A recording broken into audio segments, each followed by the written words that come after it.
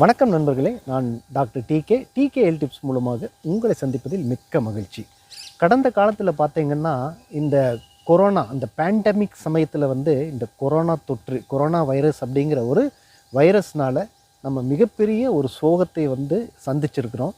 Lockdown பல மாதங்களாக வேலை முடங்கி இருந்துச்சு, தொழில்கள் சரியாக இல்லை, வெளியில் போக முடியாது, எல்லோரும் வீட்டில் இருந்து உங்களுக்கு நெருக்கமானவங்க தெரிஞ்சவங்க நிறைய பேர் உயிர்களையும் இந்த கொரோனா தொற்று எடுத்திருக்குது.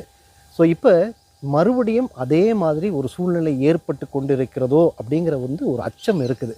இதுக்கு காரணம் என்னென்னு பார்த்தீங்கன்னா, HMPV அப்படிங்கிற புதிய வைரஸ் சைனாவில் கண்டுபிடிச்சிருக்கிறாங்க. சைனாவில் மாஸ்க் இஸ் கம்பல்சரி பண்ணிட்டாங்க. நியூஸில் சம்டைம்ஸ் இது ஒரு லாக்டவுன் ஆகக்கூடிய வாய்ப்புகள் இருக்குது அப்படின்னு சொல்கிறாங்க.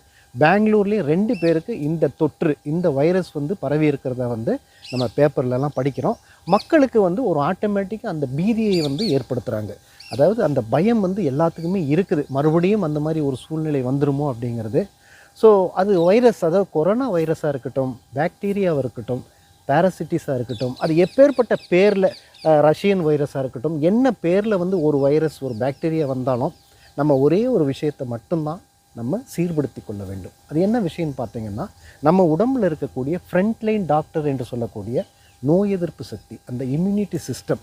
உங்கள் உடம்பில் நார்மலாக கொரோனா வைரஸ் வரணுங்கிறது அவசியம் இல்லை, HMPV வரணுங்கிறது அவசியம் இல்லை. நண்பர்களே, ஒரு விஷயத்தை நல்லா புரிஞ்சுக்குங்க. நம்ம இருக்கிற காலகட்டத்தில் நம்ம சாப்பிடக்கூடிய உணவாகட்டும், நம்ம அருந்தக்கூடிய நீராகட்டும், நாம் சுவாசிக்கக்கூடிய இந்த காற்றாகட்டும், எல்லாத்துலேயுமே பல கிருமிகள், பல தொற்றுக்கள் ஆட்டோமேட்டிக்காக உள்ளே போயிட்டு தான் இருக்குது. உதாரணத்துக்கு சொல்ல போனோன்னு பார்த்தீங்கன்னா, ஒரே ஏரியாவில் 2 பேர் இருப்பாங்க. ஒருத்தர் ஒரு தண்ணியை குடிப்பாங்க, அவர் ஆரோக்கியமாக இருப்பார். இன்னொருத்தர் அதே தண்ணியை குடிக்கும்போது அவருக்கு சளி பிடிக்கும், காய்ச்சல் வரும். இதெல்லாம் என்ன காரணம்னு கேட்டிங்கன்னா, ஒருத்தர் நல்லா இருக்கிறாரு, அவருடைய அந்த இம்யூன் சிஸ்டம் அவருடைய நோய் எதிர்ப்பு சக்தி மிக அருமையாக அவரை பாதுகாத்து கொண்டிருக்கிறது. ஆனால் மற்றவருக்கு ஏன் அந்த பிரச்சனை வருதுன்னு பார்த்தீங்கன்னா, அவருக்கு நோய் எதிர்ப்பு சக்தி கம்மியாக இருக்குது. சேம் பிரின்சிபல் எல்லா தொற்றுக்கும் இதுதானுங்க ஒரு அடிப்படை காரணம். ஸோ இந்த விஷயத்தை நீங்கள் நல்லா புரிஞ்சுட்டிங்கன்னா, நீங்கள் எதை பற்றியும் கவலைப்பட வேண்டாம். அதுக்குன்னு நீங்கள் ஒரு ப்ரீகாஷனரி இதை நம்ம எடுக்கக்கூடாதுங்கிறது இல்லை. அரசாங்கம் என்ன சொல்லுதோ, இப்போ ஒரு மாஸ்க் போட சொல்கிறாங்க, உங்கள் கைகளை சுத்தப்படுத்த வேணும், அடிக்கடி கழுவிக்குங்க. இதெல்லாம் நம்ம ஆரோக்கியம், சுத்தம் செய்து கொள்ளக்கூடிய ஆரோக்கியத்திற்கான வழிகள் தான். எப்போவுமே அந்த காலத்தில் பார்த்துருப்பீங்க, வெளியில் போனோன்னே காலை கழுவிட்டு தான் வீட்டுக்குள்ளே வரணுங்கிறாங்க. எதனால்? வெளியில் இருக்கக்கூடிய தொற்றுக்கள், ஏதாவது கிருமிகள் உங்களுக்கு இருக்கும், அதனால் காலை கழுவுங்க, கைகளை கழுவுங்கள், மூஞ்சியை கழுவுங்க. சுத்தமாக இருக்கிறதுங்க ஃபஸ்ட்டு பிரின்சிபல், நம்மளுடைய அடிப்படை தேவை. ஸோ இதெல்லாம் நீங்கள் கண்டிப்பாக ஃபாலோ பண்ணணும். இதெல்லாம் நான் எதுவும் ஃபாலோ பண்ண மாட்டேன்னு மட்டும் சொல்லாதீங்க.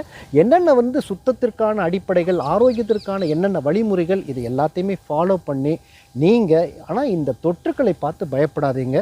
உங்களுடைய நோய் எதிர்ப்பு சக்தியை அதிகரித்து கொள்ளுங்கள். அதை ரெகுலேட் பண்ணிக்கோங்க. அதிகமாகவும் இல்லாமல், கம்மியாகவும் இல்லாமல், அதை ஒரு சென்ட்ரல், அதாவது ரெகுலேட்டாக நீங்கள் வச்சுட்டு, அந்த மெமோரி செல்லில் ஒரு விஷயத்தை இந்த செல்கள் பதிவு பண்ணிடுச்சுன்னா, நீங்கள் எப்பேற்பட்ட தொற்றுலையும் நீங்கள் உங்களை பாதுகாத்து கொள்ள முடியும். அதற்குண்டான வழிகளை தான் நாங்கள் எல்லாத்துக்கும் கன்சல்டேஷன் கொடுத்துட்ருக்குறோம். என்னுடைய நம்பர் இதில் இருக்குது. அந்த நம்பருக்கு நீங்கள் கால் பண்ணி உங்கள் நோய் எதிர்ப்பு சக்தியை எப்படி அதிகரித்து கொள்ளலாம், இந்த நோய் எதிர்ப்பு சக்தினா என்ன அப்படிங்கிற உங்களுக்கு பலவிதமான டவுட்ஸ் இருக்கும், சந்தேகங்கள் இருக்கும். ஸோ இந்த மாலிக்யூல், அந்த நோய் எதிர்ப்பு சக்தியில் T cells, NK cells, B cells, இப்படி பலவிதமான செல்ஸ் எப்படி வேலை செய்யும், இதை நம்ம எப்படி கரெக்டாக வச்சு அந்த வரக்கூடிய தொற்றுக்கள், பாக்டீரியா எல்லாத்துலேயும் நம்மளை காப்பாற்றிக்க முடியும் அப்படிங்கிறத நான் உங்களுக்கு விளக்கமாக சொல்லித்தரேன். இந்த நம்பரில் கால் பண்ணி உங்கள் நோய் எதிர்ப்பு சக்தியை வளர்த்து கொள்ளுங்கள். அதற்குண்டான ஆலோசனை பெற்றுக்கொள்ளுங்கள். நாம் மீண்டும் சந்திப்போம். நன்றி, வணக்கம்.